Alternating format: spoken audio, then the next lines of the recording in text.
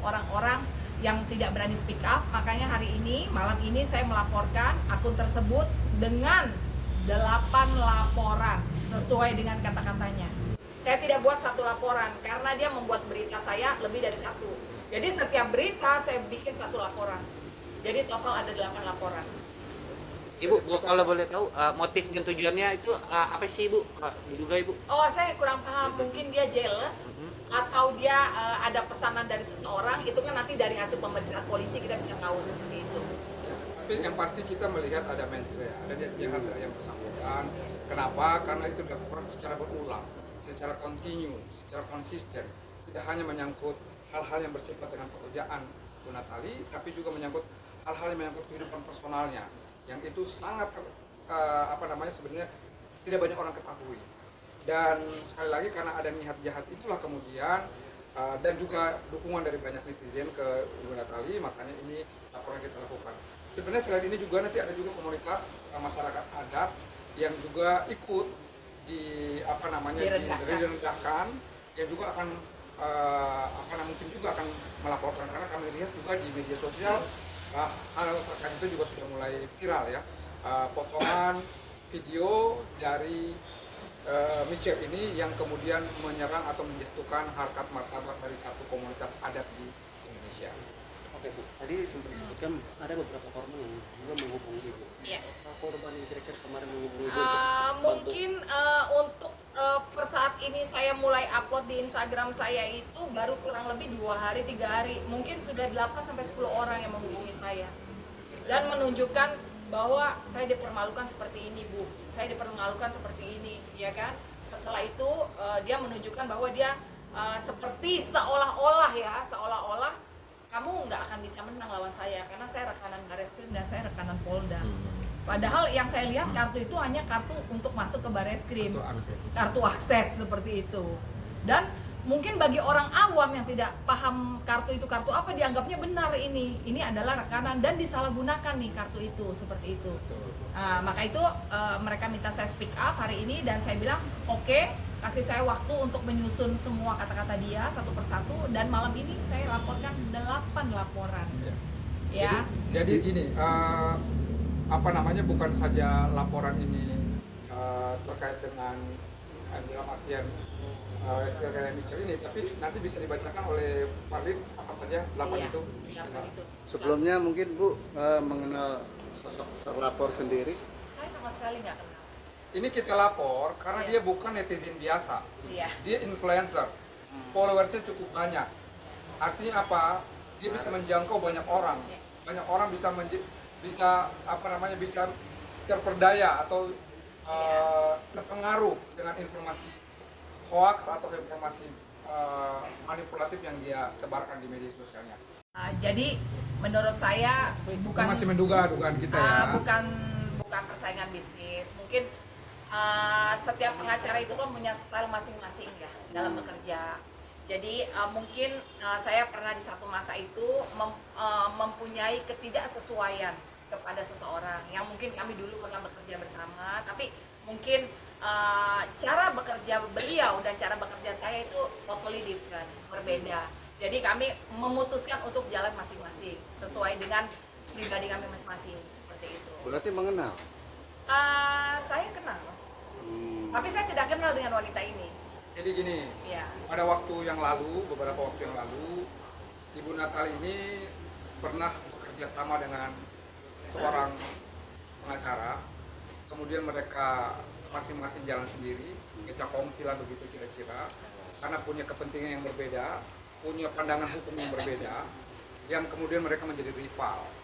Nah, kami menduga dan kami tahu bahwa si Michelle ini adalah bagian dari rivalnya Bu Natali yang pengacara itu. Kami menduga ini ada hubungan kausalitasnya, mungkin ada ketidakpuasan atau mungkin ada perasaan yang secara personal ya ke beliau sehingga yang bersangkutan melakukan itu. Kami menduga dan sangat yakin bahwa ada mensrea atau niat jahat dari yang bersangkutan karena ini terus berulang. Ibarat orang itu nggak punya kerjaan lain selain memposting tentang Natalia Rusli. Dan dia terang-terangan tidak lagi pakai inisial. Misalnya ada foto pemberitaan, ada foto satu surat ijazah yang kemudian sudah kita konfirmasi surat lama begitu kira-kira. Dia posting berulang-ulang untuk menjatuhkan harkat martabat, memfitnah dari Ibu Natal ini. 8 laporan itu bisa dan lucunya lagi Bang, Ya. sedikit saya ini, orang ini tidak paham gitu loh, bahwa di Indonesia itu mungkin ada puluhan atau ratusan organisasi advokat, ya. Jadi dia ini taunya saya mengundurkan diri di salah satu organisasi advokat. Lalu dia bicaranya saya dipecat dengan tidak hormat. Ini bukan orang hukum, tapi bicara tentang organisasi advokat, kan lucu. Sehingga orang awam yang tidak paham dianggapnya, oh Natalia Rusli itu dipecat, katanya seperti itu. Padahal saya ini bisa pindah ke organisasi advokat mana aja, sesuka saya. Di mana hati saya nyaman di situ, ya saya bisa pindah.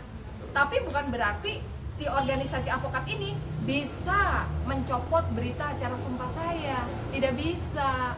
Nah, si wanita ini tidak mengerti.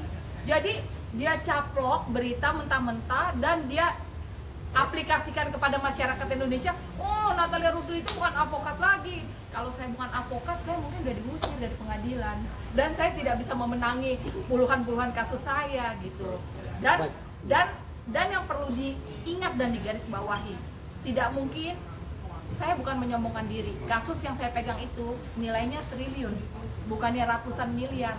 Kalau saya advokat bodong, nggak mungkin bos-bos punya uang triliun dan itu percaya memberikan perkaranya kepada kita. Itu tidak mungkin seperti itu. Oke. Bang, mungkin boleh dijelaskan Silakan. mungkin pasal-pasal 8 laporan hari ini. Ya. 8 LP ya. Ya. Ini untuk LP-nya saya sebutkan dulu.